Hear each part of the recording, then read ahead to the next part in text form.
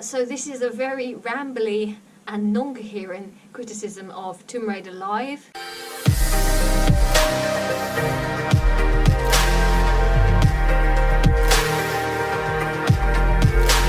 Hello and welcome back to my channel.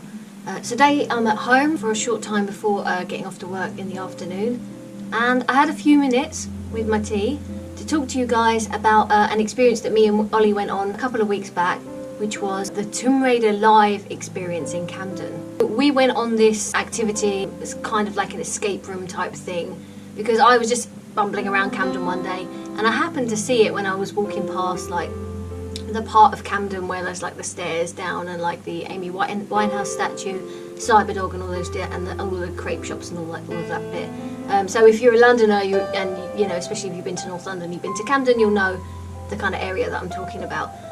I haven't seen it advertised anywhere else. I just happened to be walking past it and I was like, I am a massive Tomb Raider fan, I am a massive geek, and Tomb Raider Live, sign me up. So they advertised it as kind of, like an escape room with kind of some action elements, you know, obviously doing puzzles, but then also kind of they advertise it like you're following Lara around and she's kind of like, hey guys, come and do this thing, and you know, you'd follow her and then you'd work out how to get past the traps and stuff. So yeah, almost like, you know, some people might use Indiana Jones as a reference, but for me, I kind of like grew up on Tomb Raider games and I'm like mildly obsessed with them. I won't go into their sort of overarching storyline because I don't want to ruin it for anyone that wants to experience it. And in fact, I will put a link below in onto the booking page and like how you can get yourself booked onto it if you're local or if you, I don't know, if you love Tomb Raider enough to travel in for this type of thing. The lobby itself, just before you go down the steps into the thing, there's like a massive statue of Lara Croft, and she doesn't have any guns, so she's standing up. She doesn't have any. She's got the holsters, but no guns. So interesting choice canonically, but that's okay. We didn't take a picture with it because I didn't want to take a picture with the statue without the guns in, because it's the whole Lara Croft image. In the actual lobby itself, super friendly, easy to check in. They had a lot of the classic music playing, which kind of really tickled me. They had, you know, the discovery music from like when you go in and discover a new tomb, like some Francis Foley, for example. But I mean, they use it in a lot of games. And they also had the music when you kind of discover the T-Rex in the Lost Valley in the first game and in the remake of it. And yeah, that was really kind of like getting me hyped and like getting me excited for it. So you start off, when you actually go into the escape room, you start off in her mansion, her library, and where there were 6 of us. They said we need to pick a leader, and everybody's looking at me like bouncing around like really excited and being like, yeah, maybe you should be the leader. I was like, I don't know what that entails, so maybe not for now. So there was one guy in the group and he was like, oh okay, I'll be the leader. And I'm kind of glad, because actually it turns out the leader needed to carry all these like magical orbs, which were just bits of plastic, but fucking hell, they would add up. So yeah, kind of glad I didn't have to carry around a backpack full of stuff for the whole experience. And a kind of orb on the chest, and then it starts glowing, and then you kind of get a secret entrance to another place where the actual adventure starts. So for most of the adventure, you're following and being guided by someone called Parker. Now, I'm going to be honest and say I haven't actually read the Tomb Raider comics, but in the games and in the films, I don't remember anyone called Parker, and they have made up quite a lot of like allies of Lara that I don't remember from the games or the films even. So I don't know if it's a copyright thing, but then if it's a copyright thing, why would you be able to even call it Tomb Raider Live? But I was kind of annoyed that like there wasn't more recognisable characters. There's actually a huge like almost like supporting cast of characters behind Lara, you know, that you could have picked lots of them to kind of join in the adventure. The only one that I recognised apart from like Lara herself was Zip, who was on the radio. Zip is in, I believe he's in I think he's in Lara Croft, the Tomb Raider Chronicles, in the kind of like secret agent mission. If you guys have ever played that, that's extremely fun, and I did really enjoy that. And he obviously becomes more of a presence over the course of the Tomb Raider games. I didn't really recognise anyone else. So anyway, you're following this person, Parker, and basically like when you are going too slow. She just kind of like moves the story on.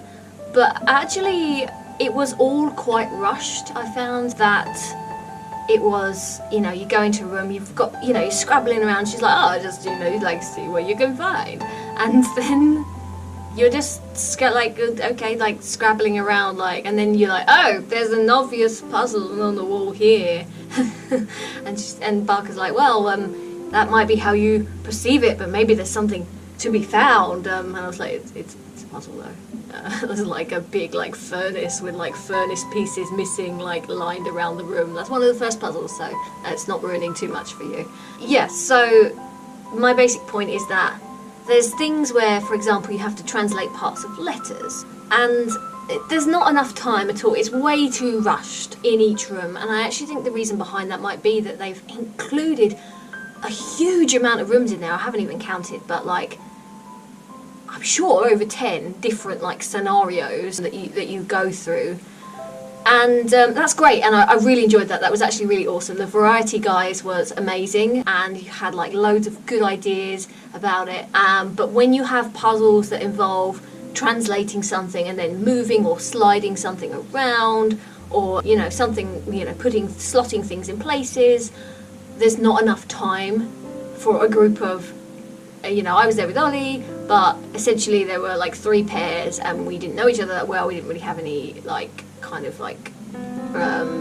team to be able to naturally kind of solve things in a faster way. Yeah, it just ended up being a bit of a shit show. So whenever like we were basically too slow, she'd be like, oh, the next door has magically opened, and we'd be like, oh, well, it's not, I mean, that's not a great escape room, because you feel like you could just wait for long enough and like you wouldn't fail the escape room, you'd just get pulled through to the next bit. So that wasn't ideal for me. I loved the action elements of it.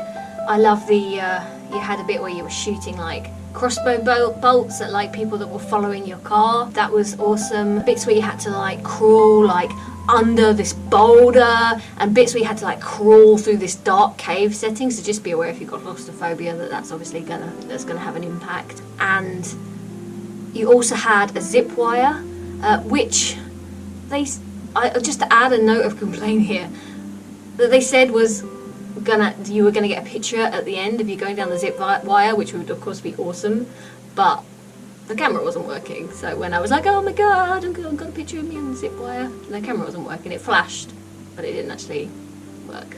So yeah, I was a bit disappointed at that, but the zip wire itself was fun. The guy standing there playing the character, he had like this full like climbing harness on, and it's essentially like a zip wire above some cushion, like a lot of cushioning, and I was like, you can't really go far wrong with that. And for a second I thought we were gonna have to put on this like whole ass climbing harness and like a fucking helmet, but no, it was fine. We were just holding on and just zipping down the wire, and got to do like a forward roll or something cool at the end of it.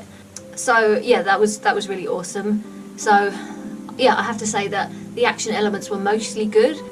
The only thing is that they haven't worked out a system for if somebody doesn't want to do one of the action elements.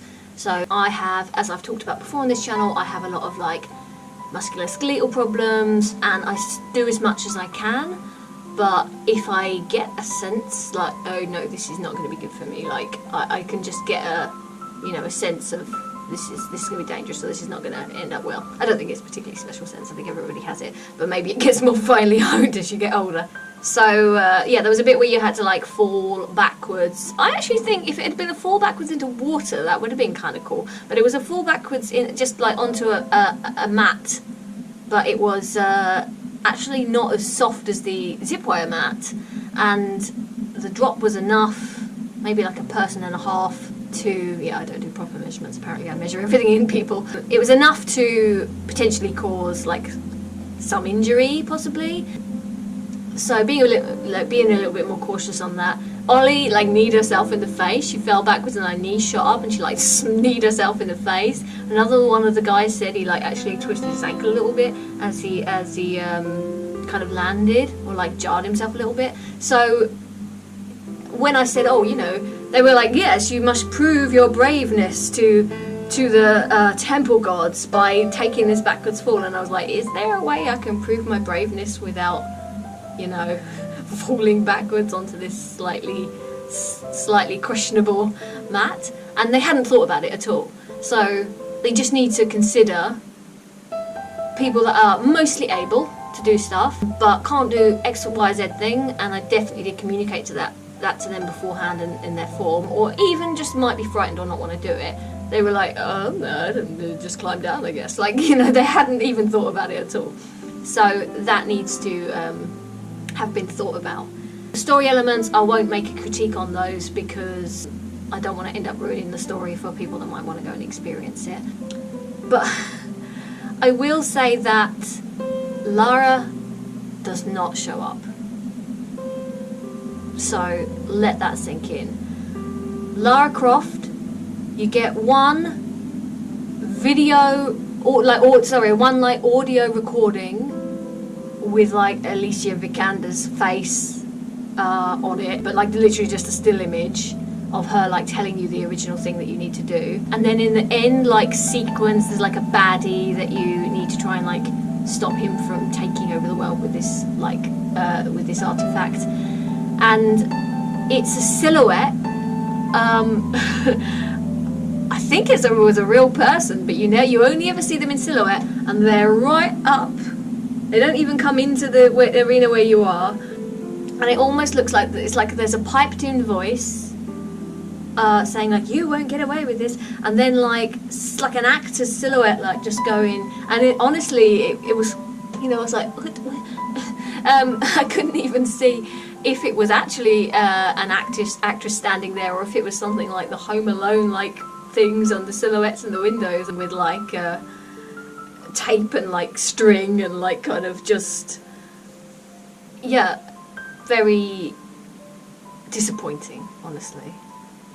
I was kind of looking forward to that they'd maybe employed someone that kind of had the look and sound of Lara Croft, and we would get like more kind of like interaction and get to play around with that a little bit more.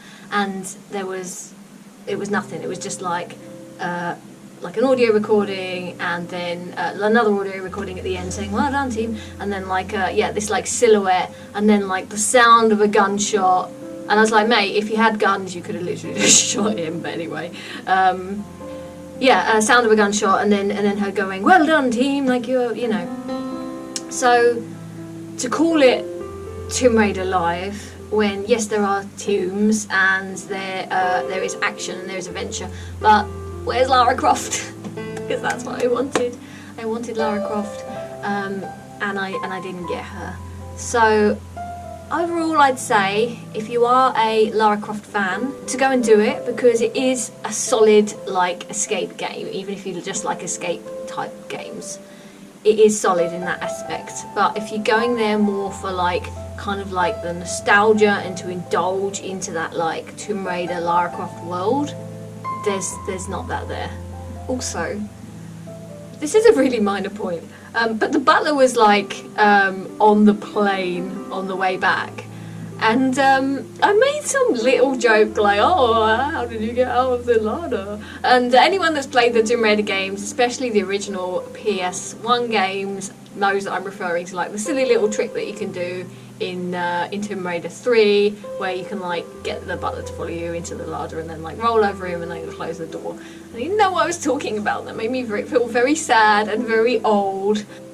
And so I don't know if like maybe I'm just being a geek there and just hoping that people will know like all the little like tiny bits of pop culture that I knew about it. But yeah, I think that's maybe just me being extra nitpicky.